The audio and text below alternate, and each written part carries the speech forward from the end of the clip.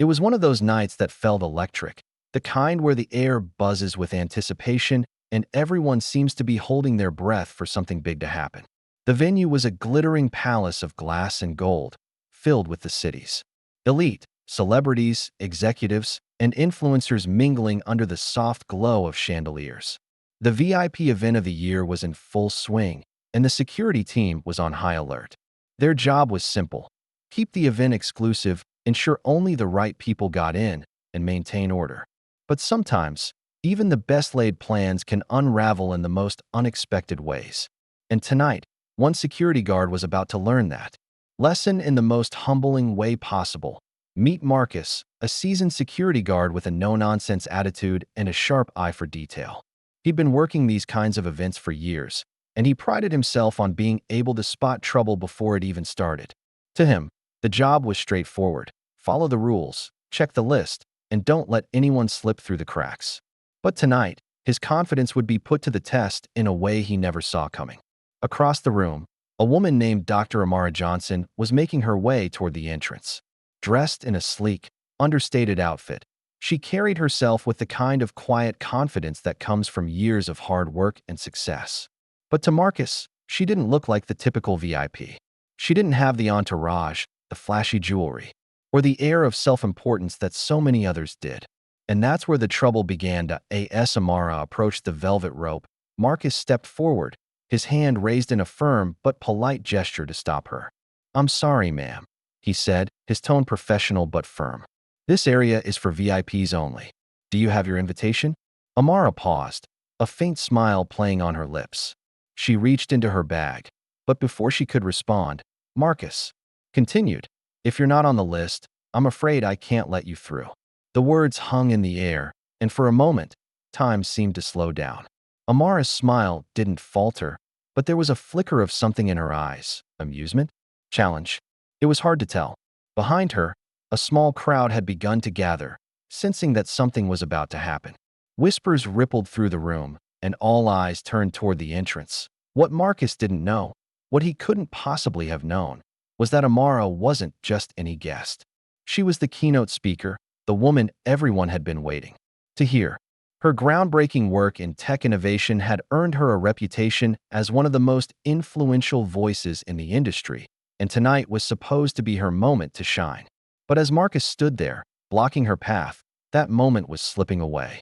The tension in the room was palpable, a silent storm brewing beneath the surface. Amara took a deep breath, her calm demeanor unwavering. "I think there's been a misunderstanding," she said, her voice steady but carrying a weight that made Marcus pause. "I'm Dr. Amara Johnson. I'm here to speak tonight." For a split second, Marcus hesitated. His mind raced, trying to reconcile the woman in front of him with the name on the list. But before he could respond, a voice cut through the silence. "Marcus, what's going on here?" It was his supervisor, rushing over with a look of panic on his face. The crowd parted as he approached, and the pieces of the puzzle began to fall into place.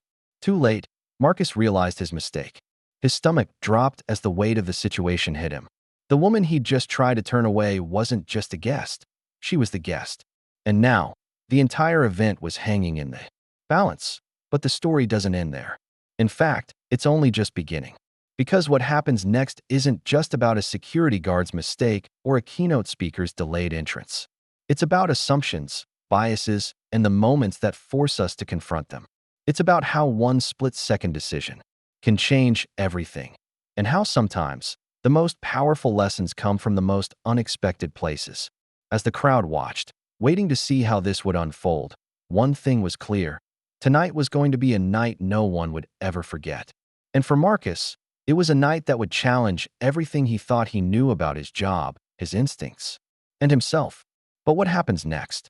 Well, that's a story for another moment. Because right now, the tension is still rising, and the outcome is anything but certain. Marcus's supervisor, a tall man named Greg with a graying mustache and a perpetual air of authority, stepped forward, his face a mix of confusion and concern. He glanced at Amara, then back at Marcus, his eyes narrowing as he tried to piece together what had just happened. "Marcus," Greg said, his voice low but urgent, "this is Dr. Amara Johnson. She's the keynote speaker. What's going on here?" The words hit Marcus like a punch to the gut. His mind scrambled to make sense of the situation, but the weight of his mistake was already settling in. He opened his mouth to explain, but no words came out. How could he have missed this? How could he have been so wrong? Amara, for her part, remained calm. She didn't look angry or offended, just patient, as if she'd been through this kind of thing before. And maybe she had.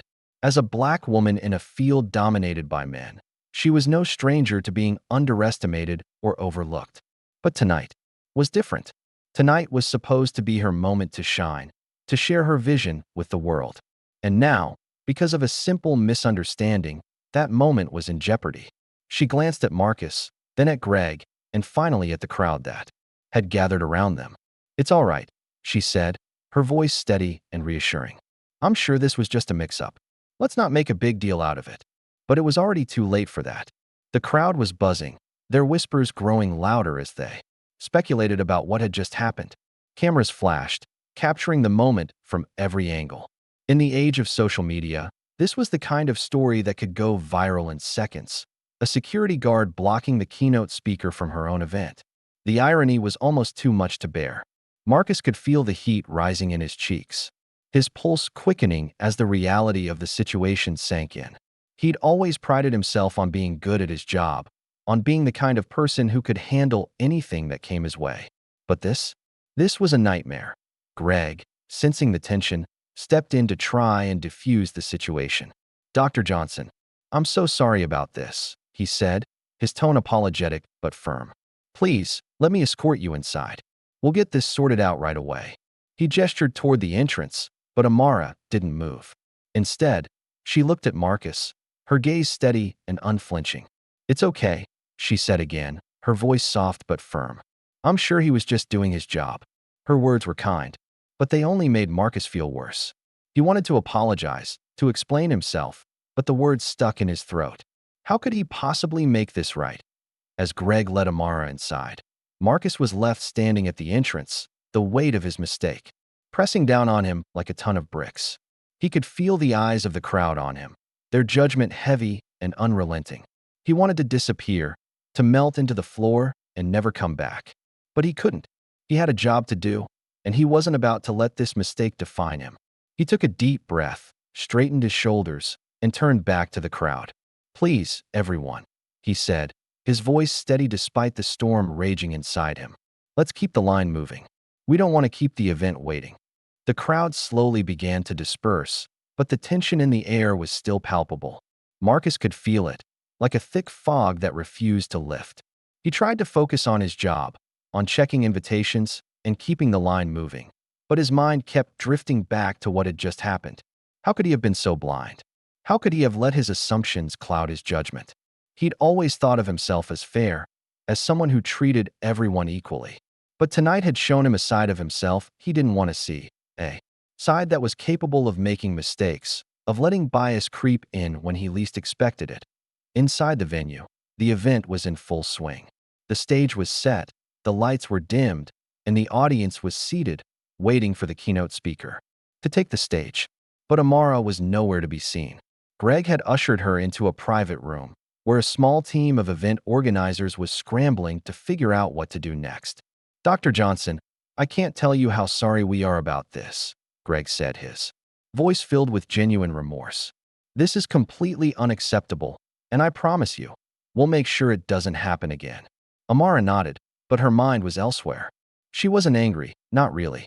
She was used to this kind of thing, to being underestimated or overlooked because of the color of her skin or the way she dressed. But tonight was different. Tonight was supposed to be about her work, about the groundbreaking ideas she'd spent years developing. And now, because of a simple misunderstanding, that work was being overshadowed by something much smaller, much pettier. She took a deep breath, trying to push the frustration aside. "It's okay," she said again, her voice calm but firm. "Let's just focus on the event. The audience is waiting." Greg nodded, but he could tell that Amara was putting on a brave face. He'd seen this kind of thing before.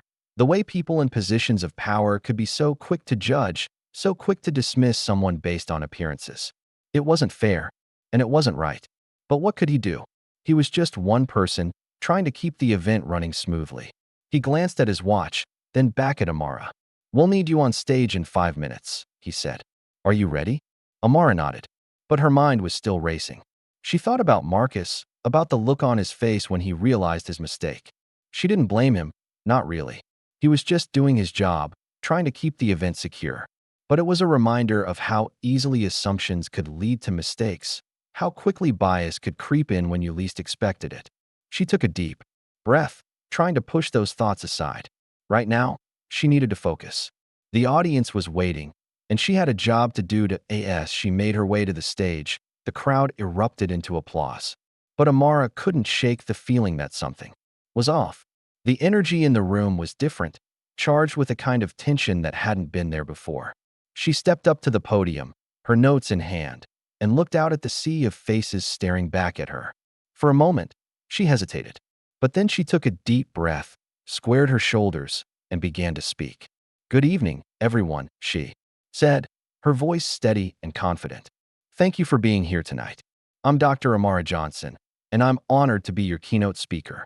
The audience erupted into applause once again, but Amara could feel the weight of what had just happened hanging over the room.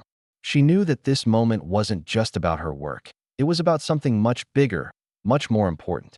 It was about the assumptions we make, the biases we carry, and the moments that force us to confront them.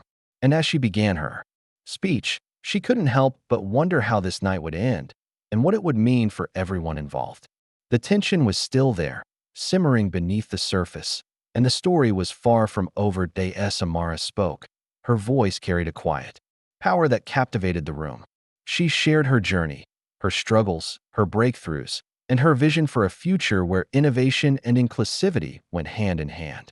The audience hung on her every word, but beneath the surface, the tension from earlier still lingered. People exchanged glances, their minds undoubtedly replaying the scene at the entrance. Some felt sympathy for Marcus, recognizing that mistakes happen. Others were more critical, whispering about how such an oversight could have occurred in the first place. The event was supposed to be a celebration of progress, but now it felt like a mirror reflecting the very issues Amara was there to address. Meanwhile, Marcus stood at the back of the room, his arms crossed and his eyes fixed on the stage. He couldn't bring himself to sit down, not after what had happened.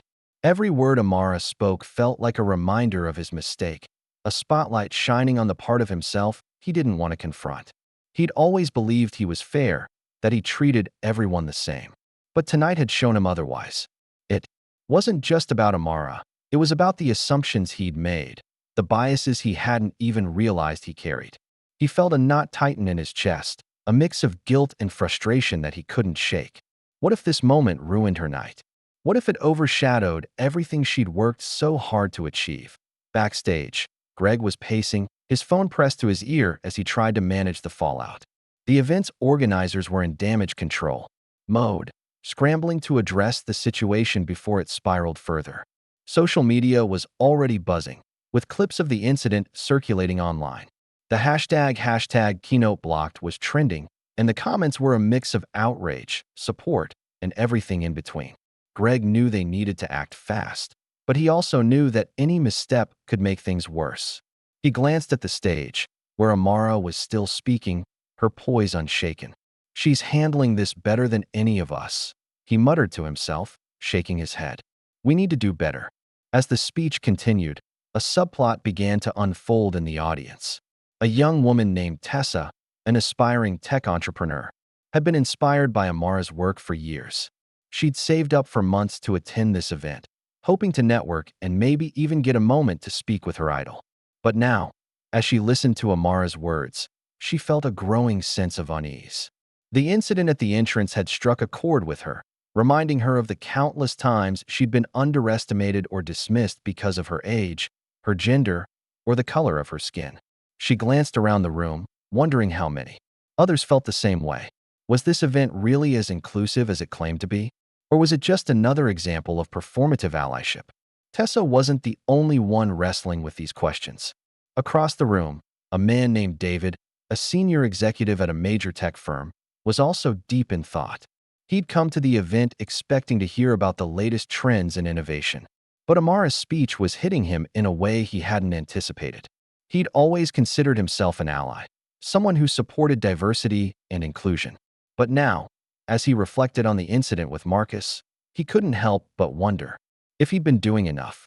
Had he been complicit in creating an environment where such mistakes could happen?